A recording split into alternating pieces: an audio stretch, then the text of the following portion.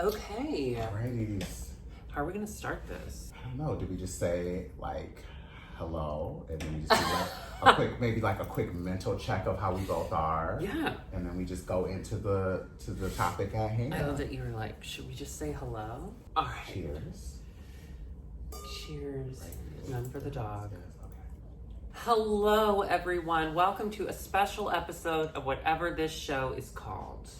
We can just call this IMHO, the chat. IMHO, the chat. Yes. I am Dixie Lynn Cartwright, and of course, oh my God, who?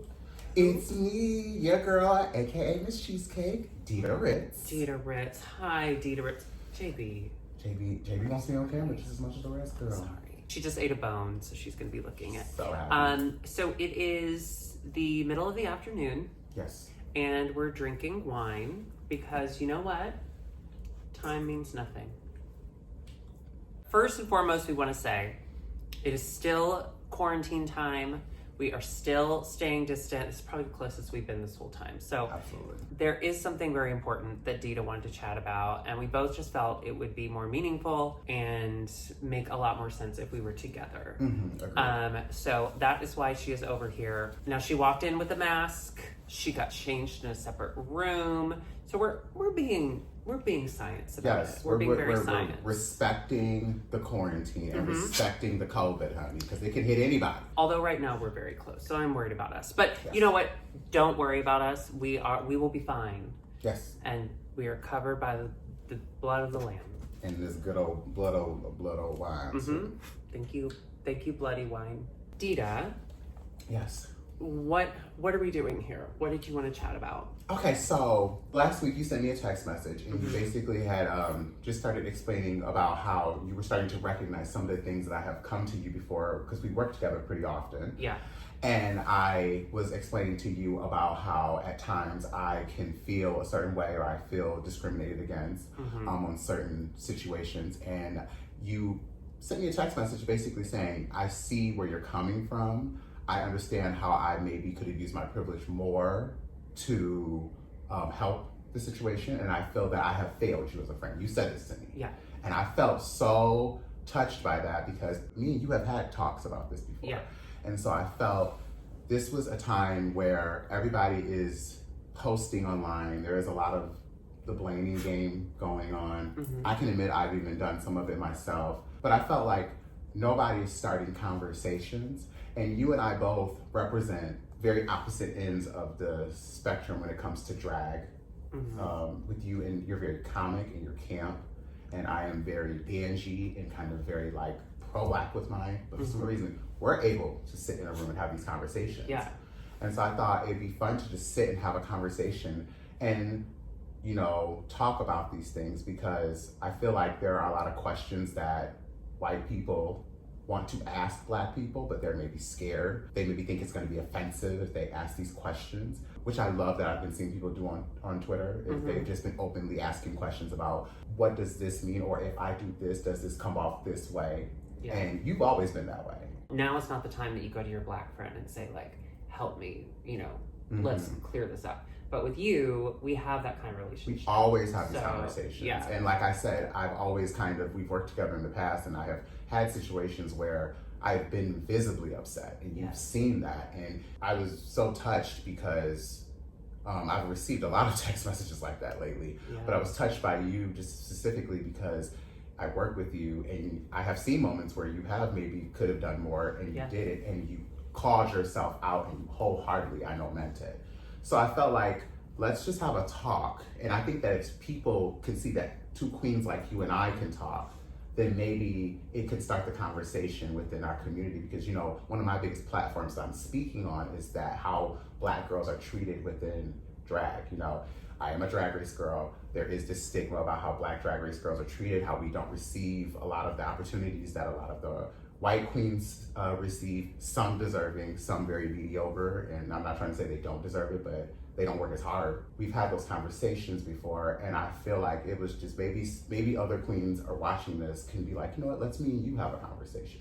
Maybe other queens in other communities and other states or cities can look at me and you and say, let's do what Dida and Dixie did, and let's have a conversation, and maybe we can help bridge the gap between, you know, our fans, our community, the people who support us, you know. This is just really, I think, a great conversation that could be had. White people don't allow themselves to feel uncomfortable because the world is built around us and we don't have to feel and uncomfortable. Racism is a extremely uncomfortable thing for white people to talk about, which is why I think that you see a lot of rebelling happening online where white people are making these posts and then joking about, like, you see the George Floyd challenge, which is, I hate that. But like, you see those type of things, or you see them just spewing all types of venom about Black culture or whatever, and I take that as an uncomfort. That seems very it makes them uncomfortable, so they strike with anger. When we had talked about doing this, I think what we were hoping comes through all of this, I think a lot of people want to better understand the immediacy and the call to action when we do, because the world's opening back up again. We're heading back to work. We're not yet, but we will be soon, probably. Very soon. And I think what we hope, you know, we can do with this video is just show people who are going to these drag shows how they can be an ally, how they can be an example, an ally. Yeah. Just maybe, you know, if you're going with a group of your friends and maybe 4 people are making comments, but then the other half are, you know, not for it, they can maybe say something to those, you know, to the people in their group, like, you know, that's not cool. We like, come on now, you know what I mean? And that's one thing I love right now is that there's a huge conversation even being like a whole thing going on where you see even like mass amounts of like white people calling out other white people, like literally almost like being like, you're embarrassing us, this ain't cute, this ain't how we think. And I'm loving that. I'm loving it's also hard to kind of see, but it's also, I love it because I think, just to be very honest with the Black people, we are so tired. We are just so tired of having to explain why the police annoys us and why we don't like the police and why we don't like the Confederate flag and why we don't understand why we can't kneel instead of stand with our heart over, and why we don't why we don't like the national anthem, why it makes no sense to us. And, you know, like, we're tired of having to explain countless feelings that even in that moment, as we're having to explain, we feel the discrimination. I feel you looking at me, you think I'm angry, you think I'm upset, you think I'm bitter, you think I'm jealous of, and that's none of that. It's just, we are tired. Yeah. And so it's great to see a huge amount of just like white people now just speaking, calling out. I see videos of girls arguing with their mother online about race. You know, Morgan McMichael, shout out to her. She is like now got this thing called Asshole of the Day, where she is literally scouring the internet and she just is finding like you know, white people who are making really just racist, vile, disgusting posts and comments, and she's calling them out. She's putting their information up, you know, like, and this is what needs to happen because the world is just changing, and we don't live like whites are, you know, are superior to blacks and blacks are superior to this, and that we don't live in that, you know. It's just, I feel this feels different. Something happened when George Floyd was murdered. Something really, really seriously happened, and I think that it was just, once again, Black people just being tired of seeing something like that. And every time I see that image of that cop's meat on his neck, it infuriates me, but also to some degree lets me know that is what changed it. It's very Rodney King, you know, but when you even think about Rodney King, there was a white man who filmed that infamous video of him being beat. It was a white man who took his privilege and said, that is not right. Mm-hmm. I'm going to film this and send this to the news because this is what they're talking about. And it took a white man using his privilege to be able to like do that. You know what I mean? So that's what I see when I see stuff like this, and I see one, you know, just amounts of just white people, you know, saying stuff about it, because it just feels great to like finally to have a really vast amount of white people really see what we feel, you know, allies, as we like to say, you know. So when all of this started, all of that outrage, you know, came out online, and everyone was talking about just how like utterly fucked up it truly was that George Floyd was murdered. I stayed quiet. I got called out for staying quiet for a couple days, rightfully so. And I've noticed as I've been more active online, and I've seen all these other people being active online, that people are still being called out for being silent. And I guess I just want your perspective on what does it mean as a drag race girl, and you know a lot of these girls, as a drag race girl, seeing other drag race girls not using their voice in this time. Mm-hmm. As a drag race girl, as a Black queen, what does that look like to you? How does that feel? I mean, it honestly, it makes me very angry.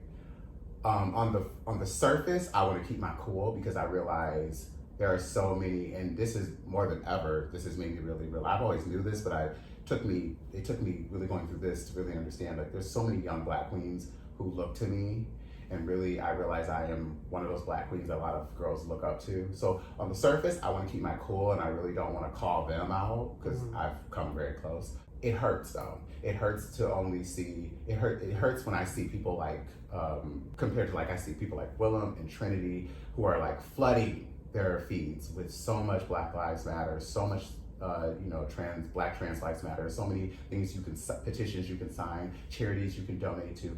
It kills me when I see them who have 1 million followers, but then I see girls who even have less followers than them or the same as them only post one little thing. It hurts when I see that because that's such a vanity thing. It's such a, we all know that this social media thing is like very vanity, and especially Instagram. No one wants to fill their wall up with, nonsense, as they like to say. Right. If they were to be attacked, then, everybody bands together and protects them. But it hurts. And it's obvious being a drag race girl, race has been an obvious conversation. You know what I mean? Started with Tyra, then it went down to me, then it hit Jasmine, Vixen, Raja, Kennedy Davenport, even with Jada just winning. You know what I mean? It's been a thing that's been going on every single season. There's a Black girl that just gets so targeted, and it's obvious. Not everybody can be quite like Aquaria, for instance, who Aquaria even, I watch Aquaria even learn in that process that she went through with Vixen. She learned on her season the things that she could do, and now look at her, using her platform and her privilege. I see her posting all the time. You know what I mean? I wish that more girls could take the vanity out of it and really understand that this is a real situation. This is a situation that I go through. This is a situation even some of the Black queens of Drag Race that are in the forefront, that are the representation of the show, Bob and all, they go through this, and you're hurting them when you don't speak up. You're hurting all of us. It's just, I wish more girls would say stuff, and I can't focus on that. I have to focus on the girls who do speak up, and I have, I've reached out to like girls like, obviously Willow and I are great friends and stuff like that. And even Trinity did talk, I wrote her and said, thank you for speaking. I see you talking so much about it. It's great to just see them at least using their platform, because that's where it starts. Yeah, and especially like now when a lot of us aren't at work, drag queens aren't going to bars because they're not open. So just speaking up really means a lot, because that's all we can do right now. And as bars start to open, I think then we'll kind of see who's standing by what they said. But I've seen online people commenting about posting all the time or posting too much and doing all of this and saying all of this. They don't want to be seen as performative. They don't want it to seem as if they're like doing something just for the recognition of it. But social media is performative. The whole point of social media is to perform and to show this side of you that you think is what people want to see.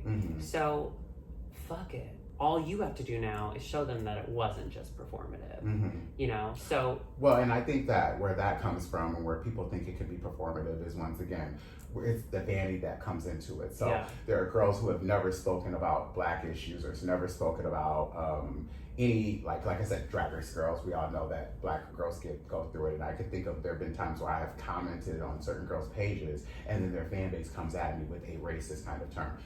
Ashy, bad wigs, Black and ugly, things like that are said to me, and they've not even come to my defense, and they have more followers than me. So when you think about, when people say that it's performative, I think that they're more just along the lines upset at people who have never spoken about maybe these issues, and now all of a sudden it's a trend, because this is the biggest trend that the BLM has had. George Floyd's daughter is so right when she said, "My dad changed the world." I mean, I really think he did change the world. It really is horrible that he had to risk his life doing this, or not risk his life, had to be taken away and murdered for the world to change. But I think that that's what a lot of what's going on, because once again, Black people are so just tired of having to explain this, and now it's almost like we're getting our retribution of like, we told y'all, I see a lot of people tagging Vixen on things right now on social media, like Vixen warned us about this, you guys. She warned us, she told us this, and she's just probably sitting back. I mean, actually, I know, because I talk to Vixen daily. She's just sitting back laughing, because she's like, girl, me and you have this conversation every day. And I'm like, I know. We both have just really had to sit back, because like I said, on the surface, I want to be an example. I always want to lead by example, because I have been that young queen that has called out and has wanted to cancel and do things myself. But as I've gotten older, I'm 34 years old, I want to be able to lead by the example and be able to have these type of conversations. The same thing with, you think about the cop in New York, which infuriated me, the cop in New York doing that press conference, talking about being treated like animals and thugs and being left out of the conversation. And, this is my badge and it's not staying. Well, you know what's staying? Breonna Taylor. You know what's staying? Eric Garner. You got Trayvon Martin. Like, there's so many things I can tell you that are staying. It's very tone deaf to a certain specific group of white people that are scared, I think, to talk about this, and so instead they just, once again, act like it because I'm not affected by it. I'm not good. I don't have to worry about that. Living in Chicago, the Chicago drag community is very specific. It's its own world. Like, there will be no other city like Chicago drag. I say Chicago drag is so beautiful. That's what I always like to say. Like, we are just beautiful because we're just a range. I mean, there's so much drag across the board with us.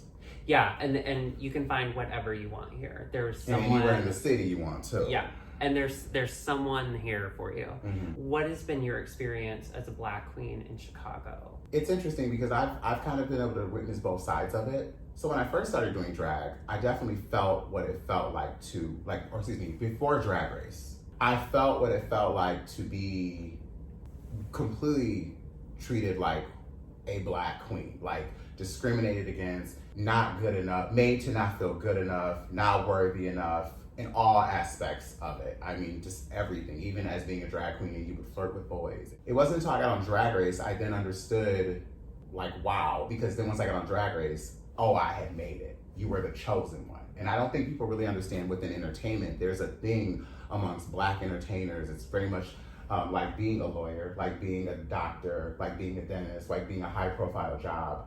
There's very few people within the high profile world that are Black. Mm-hmm. And so when you think about, you work at a law firm and you're a partner at a law firm and you're the only Black one, and if you want to speak up against one of your partners, they're gonna look at you and they're gonna talk down to you and say, look, boy, you should be lucky because you were a chosen one. Sit down, shut up, and keep your mouth shut. That was what I felt after being on Drag Race. I felt like even when I wanted to speak on the race or like racism or discrimination, I felt as a Black drag queen, I was kind of made to feel like you should be lucky. So take your opportunities. You got on television, you're a famous drag queen now, so take your opportunity, shut up and sit down, boy. It's kind of like, and I hate to use him as an example, but Kanye West talked about how when he got into the fashion industry and how when he did one of his first fashion shows, he showed up 2 hours late. And nobody was having that. But yet Anna Wintour can show up 3-4 hours later if she wants to, and no one's gonna say anything to her. No one's gonna say anything to the white people of fashion, but if you're Black and you work in fashion, look, boy, we're giving you an opportunity. I've experienced both sides. I definitely have. So we work at Sidetrack together. Mm-hmm. Sidetrack doesn't necessarily have the best reputation. Yeah. And I've heard from other Black queens specifically that it's not necessarily the people that work there, it's more the crowd that comes to Sidetrack, which is on Sidetrack. Mm-hmm. It is up to Sidetrack to really foster an environment where everyone feels comfortable and Black people feel that they're at home. Mm-hmm. And that's clearly still missing. What can we do? What can we do as a drag community in Chicago, holding these bars accountable? Mm-hmm. What can we do as just patrons at bars? I mean, if you're a patron at a bar and you see it, it's very important. Well, first of all, if you work at a bar Mm-hmm. and you see it, I always say it starts with promotion, first of all. So having, we all have Instagram. So making sure that your Instagram is showing inclusive, all races, all shades, not just Black and white, but all shades. You brought this up on the phone the other day, which honestly didn't occur to me because I was reflected in the advertisement. So Mm-hmm. why would I consider anything different? Yeah. But I'm saying, yeah. Yeah, you had said, I look at Sidetrack's ads, and not just Sidetrack, there's a huge Boys Town issue, Mm-hmm. but I look at these ads and I don't see them saying, hey, Dida, hey, black queer person, come here. Mm-hmm. If you work in a bar, it's very important that everything down to the placement of bartenders, picking a range of bartenders that everyone feels like they can feel like I can go up to him and go get a drink, you know what I mean? Yeah. You know, your Instagrams, making sure that your Instagram shows full inclusivity of people that come to the bars. You know, we work at Sidetrack and there is a range of races that go there, but sometimes only certain people make it onto the Instagram. Look, we all are included here. You know what I mean? Yeah. If you're a patron of the bar, seeing those type of things, and if you're dealing with those things, emailing the owners, emailing your general managers, following up on these emails, and really making sure that something is being handled about it. Because I find that, you know, before we all go and we start calling each other out, which I will admit I've done it my damn self, you know, because sometimes it just feels good to call someone out. It just does. I mean, I've been there. I've definitely been there, okay, people. But I think that it's really important for us to also really try to handle things in a more business way. You know, now if you've emailed the general manager for your, you know, you've been in the bar and you've dealt with this every time you come, and you email the general manager every single time and nothing happens, well then call the bar off. I understand, because then you gotta bring awareness. You have to do that. But I feel like if you're a patron in a bar, you know, calling these things out, you know, if you see somebody doing something, you know, calling that person out and saying, I saw this happen, da da da. If you see somebody reacting. One thing I noticed that happens a lot within like gay culture and at gay bars is that there'll be a lot of antagonizing sometimes of black people. So white gays love to antagonize black gays, whether they're trans, whether they're black drag queens, whether they're black gay effeminate boys. There will be this kind of like hyper cis white guy who is antagonizing this gay black person. And there is like, you know, black people, we react differently. We're wired differently. That's just what it is. And so then there's this thing of like, where black people are the one who looks like they're making a scene. And then they get kicked out of the bar while the hyper cis white boy is able to go back to having shots with his friends, where nobody in the bar wanted to step up for this black person, this black body, and say, no, I saw the entire thing. He started it. Yeah. And I want to just be clear, you're seeing that. You're seeing white people hold other white people accountable. You're seeing it. And like I said, it's for me, it's something hard to take in right now because, you know, like I said, we've been talking, as being black, I've talked about this for so long, but it's also something where it starts somewhere. Unfortunately, we all have a position and I think we have to do here in the world. You know, I as a black person have to show other black drag queens that you can do it, you can make it. You don't have to go and play the game of being whitewashed and being, to cater to the white folks. You can be black and proud and banshee. And you can do whatever type of drag you want to do. If you want to be, you know, there's this thing within black queens that they're not allowed to have, sometimes black queens aren't allowed to have body hair. You know, it's a thing where I see white queens that are able to have armpit hair and body hair, but then there's black queens that they have body hair, armpit hair. It's disgusting. No, if you want to have armpit hair, keep your armpit hair. Like, give me that Sinead O'Connor realness. Like, it worked for her, it can work for you. So it's just holding ignorance accountable. You know, if you're in a bar, if you're in an establishment and you see this type of stuff and you see people saying things, just holding people accountable and just calling them out and saying, that's not cool. No matter how you felt going into this, you cannot deny this at this point. It is clear the world is recognizing where we are with race and how fucked up it is and how fucked up it's been that white people have just stood by. Now is the time where take your ego out and just listen. It's our turn to fucking Or even like read a book, you know, like for me, I'll tell you right now. Don't threaten me with book reading, I can't. No, I'll tell you this, like, so like even me as a black person, I want to be able to have these type of conversations. You know, even I'm 34 now, but like 29-year-old Dida couldn't even have this conversation because, you know, maybe I needed to pick up a book myself. Right now I'm reading The New Jim Crow by Michelle Alexander. And it's helping me be able to have a more calm conversation about race where I can be able to speak from references and research and not just from such an angry place, because then I can go back and say, well, no, da da da da, and here's my information, and you know, I can talk about this. And I feel like the same thing is like where I know the White Fragility book by Dr. Robin DiAngelo. Okay, I don't understand my white privilege. What can I do? well, I heard this book, because that is one of the best books for, I think, white people to read, is that book. Yeah. And so, like, you know, read, and we're not getting paid to talk about that. That's just real true tea. If anything, we paid for it. Okay. We bought the book. But like, those are like reading books on race, and really, like, if you're white and you're uncomfortable with having that conversation, like, read the book. Read books, do research. If you've got those, like, you know, those black friends who can tolerate it, ask them. You know, not every black person really wants to give a history lesson on black history. We're not always in the mood, but really just doing your research on, like, I wonder why black people are so damn mad. Maybe I should read that Jim Crow book, because I keep hearing, you know, and then read about it. And then when you hear about the years of even how, like, you know, 400 plus years of just being completely, it's this, that's it. You know, it's this.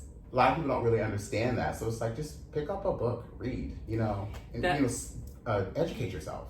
Well, I think that's one of the reasons why you wanted to make this video, and why we thought it'd be important for us to do it together, is because you are that light for me. And I know there have been other white queens who've been able to come to you because you have that energy, and you've been very vocal and very like, I will talk to you about it. I will do that. I will take that on. But again, as a reminder, not every black person is that person. Not every black person, no black person is a white person. And sometimes I'll just do exactly that. I'll tell you to read a book. I'll give you a book. Yeah. I'll just give you, this is the book you need to read. It'll tell you everything of what I'm feeling. Because sometimes, as we can see, it's hard to even get the words out to really express what it is, like, black people we see.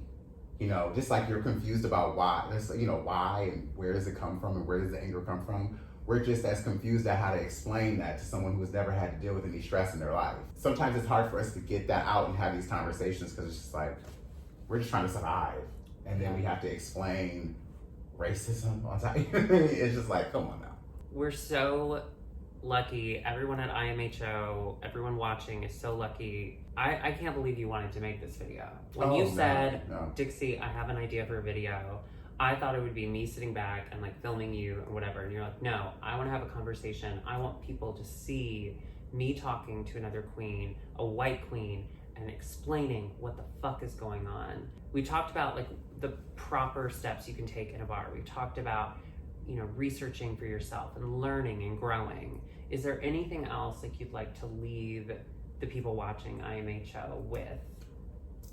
I would just say to the white allies, continue to use your privilege. When I look at all of the protests and the marches, it really makes me happy to see such a diverse group of people, but then it makes me happy when I I made a video about this where I saw like a grown black man kneeling, and then a 16-year-old girl ran right up in front of him. Like, I don't know if she was 16, she was a teenager. And she ran right up in front of him, and all her teenage friends ran right up in front of him. I have chills thinking about it. And they stood right in front of the police. They knew their privilege, at even teenagers, to be like, you're not gonna shoot us. I want more of that. White allies, like, just continue to keep speaking out more, and continue to keep, you know, educating your other fellow white people. Well, you just said the white privilege. Like, for a long time, in the last few years, I feel like white people have come to terms with white privilege. And, I have to talk about my white privilege and how that affects other people around me. And now we're realizing through this movement and through the vigor that everyone is attacking this with, that we realize that white privilege is not just something we recognize as something that hurts other people. We can use it as a weapon to get what other people need. We can take that now and use that as a weapon. And I'm gonna be honest with you, that was the conversation that me and you had when we first started this, was because the fact that you are a white queen. Yeah, you're white. You're white, girl. You're white, girl. You're white. I know. You thought you were purple or pink, but you're white, girl. That was the conversation me and you had, was that even with what you've done with IMHO, and even, you know, you asking me to be a part of this, you know, you wanted me to be a part of IMHO, and you didn't ask me because you wanted a black vote. I think you genuinely asked me because you saw my talent and you knew what I could bring to the table. Well, we got close. And so I feel like when I thought, like, let's do this show, it was almost like I could tell it clicked in your brain, like, oh yeah, like, we have a following, we can talk about this. I'm sure we have white viewers who maybe are confused and don't even know. Let's have this conversation. you know, let's use this. Like, and that's what's really what it's about, is using your platform. And I say this to everyone, even black or white, if you have a platform, speak on these issues. If you are a black queen who is in the forefront and you're working, and I know, trust me, I know from my black girls, like, we have to do so much to even just be noticed, just to get barely half of any representation compared to watching a white queen or a white person, and sometimes even mediocre white person get what they want. But so you're gonna start saying names. But like, it cracks me up how people are able to get online or able to make videos and talk about all kinds of crazy stuff like oral sex and one night stands and crazy stuff. But then not IMHO. We don't talk about that here. But like, we're scared to talk about something that is so right in front of our faces. You know, it's like we are willing to talk about how many people we had fun with or how drunk we were, but then we can't talk about race, which is right there in front. Like, we're all like, everyone sees it. So one thing that we've been doing with IMHO is that for the rest of the year, we've committed all of our ad revenue to Brave Space Alliance and the Chicago Community Bond Fund. So every commercial you watch on YouTube for IMHO for the rest of the year, that money will be donated. And then another idea that actually Alexis had, and Chan and I were both like, absolutely. Every episode, you know, you tip through our Venmo, IMHO the show. We decided that every video we'll pick a local charity or we'll pick a local organization and we'll give to that. So this week then we will give to Howard Brown. So every tip that you send into IMHO's Venmo will go directly to Howard Brown, and they help. Howard Brown is really great with doing things like free HIV testing and really getting resources. Where I went people. For years and years and years. They're so great for that. That is the first thing I really, really love about them. But also I love Howard Brown is because they do a lot of helping with the kids on the street, with the homeless gay youth around in Chicago, and helping especially kids of color, black kids, black trans kids, that really need just resources and things like that. They were one of the first that I hear about to this day, that where they feel they can go and help them. So yeah, Howard Brown is probably. So give to that. I have to say, IMHO, when all of this started, Chan and I were just kind of back and forth of like, what do we do? Like, how can we keep the focus where it belongs and not take it away for some silly review? And then we had already filmed a review and we decided to release it and put a charity, you know, put some organization up front. And we have raised, I think we're up to $1,500 now. Oh, exciting. $1,500 just from you in like a week. So we've already donated 1,000. I think we're about to donate the 500. Your voice matters, your dollar matters, and it's meaningful as Chicago queens to have people from all over the world give money that we can use here in Chicago, and we can help the people here in Chicago who need us. There is a large black trans community here in Chicago, and Howard Brown takes care of them, and Boys Town underserves them. And I think that is the goal, and that is what we're hoping, is that Boys Town will get our shit together and really help the people who fucking started the revolution for us. They're not asking for anything but just fucking being at the fucking table. Yeah, and we can do that, and you can do that. And through all of your tips to Howard Brown this week, you will be doing that. So thank you. So you will be hosting Drag Matinee. I'm hosting this Saturday, and I'm really super excited because people like Mary Cherry from Brooklyn, New York are going to be a part of it. And Sasha Love, and just some really great, love Sasha Love here. She's great. She's great. Her laugh is so infectious. I love it. It's very addictive. You Sasha Love it? I Sasha Love it. But yeah, I'm super excited. That's going to be on twitch.tv/drag matinee. And then Sunday, we're doing something very exciting. Yes. So Sunday is going to be the Drag Queen March. Yes. It's a Drag Queen March, and that is on Sunday. And when does that exactly start? That's 5 to 7. It starts at Belmont and Halstead, right? Yes, there'll be, and then there'll be people like me, myself, Lucy Stool, the Vixen, Shea Coulee, who will all be speaking, and so many more. Me, Toto, there's a few different people. And I'm really excited because I haven't really had a chance to be out in the streets and like really like walking and marching, and it's very nerve-wracking because you don't really know what to expect, but that's the exciting part for me. That's like the really super exciting part for me to like. Well, it's weird too because we've been quarantined since like mid-March, and none of us have been around each other. So now all the drag queens in Chicago, we're all going to be together again. It's kind of exciting to be able to be back together and to be doing something so fucking important. But you're going to be speaking, a lot of people will be speaking, so it'll be worth every moment to be there and show your support. I think it'll be a real eye-opener for Boys Town and how these Boys Town bars have conducted themselves. We all have... And I think that we have to say this too, as much as they are like, they have conducted themselves, we know this because we work behind the scenes with them and I will give credit at least to that there is change. I can see that it's starting, and I think that there's the light bulb coming on. It's dimming for some, but I think that the light bulb is coming on, and hopefully, this time next year we can at least see a change. A change in how people are treated, especially Black bodies are treated, and that they don't have to be scared to go to bars or clubs because they don't see themselves, like I said, in advertisements, or they don't, they'll be able to see themselves and be like, oh, well, we can go. I mean, we are activists at first, drag queens are activists. Stonewall, there were drag queens at the forefront of what was going on during Stonewall. So, if you're a drag queen, know that you already have your power by doing what we do. And especially if you're a drag queen that's in your community. Just, like I said, having these type of conversations, doing things like this, creating dialogue with a good girlfriend of yours that you can be like, okay, I really don't know what's going on. I don't know where to start.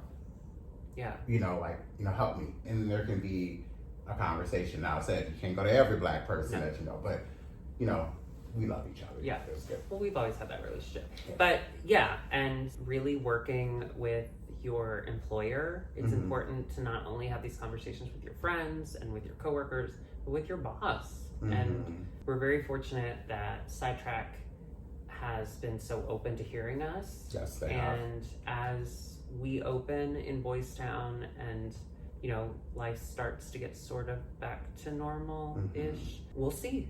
We will see. Thank you, Dida. Make sure you go check Dida out on Dragmat on Saturday. And then if you're in Chicago or you're near Chicago and you want to come to the march on Sunday, that is at 5 p.m. at Belmont and Halstead. And we will be there. Dida will be speaking. I will be listening. Well, thank you, Dida, for being here. No, glad we had this conversation. Don't breathe in my mouth. I'm glad we had this conversation. I love you. I love you too. All right, bye. Bye. JB, see? Look in her butt. Maybe she does that to like, is there something irritating you down there, girl? I think it... Don't dogs lick their butt to clean themselves? Like yeah, cats? but not on the couch.